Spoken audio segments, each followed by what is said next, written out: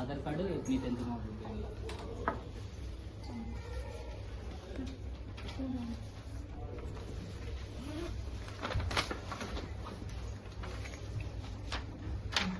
Full name ఇది రావాలి. Full name రావాలంటే గజెట్ నోటిఫికేషన్ ఉంటుంది మనకి, ఇది చెంచల్గూడ దగ్గర ఇస్తారు. ఇది అప్లై చేసుకోవాలి మీరు ఫుల్ నేమ్ రావాలని అంటే. ఓకేనా, చెప్తే ప్రాసెస్. ఇది అప్లై చేయాలంటే చెంచల్గూడ దగ్గరికి వెళ్ళాలి. అక్కడ గవర్నమెంట్ ప్రెస్ అంటే ఎవరైనా చెప్తారు.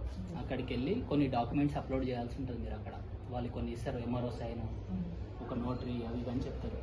అది అన్నీ తీసుకువెళ్ళి అక్కడ మీరు సబ్మిట్ చేసిన తర్వాత మీకు ఒక 1 మంత్ 25 డేస్గా ఇది వస్తుంది.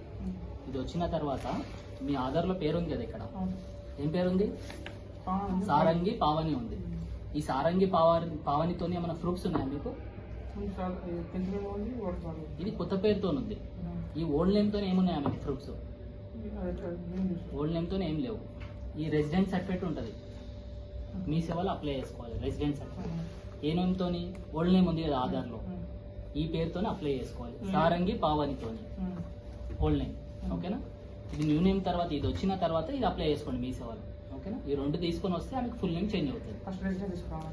రెసిడెంట్ తర్వాత అప్లై చేసుకో. ఫస్ట్ అయితే ఇది అప్లై చేసుకో.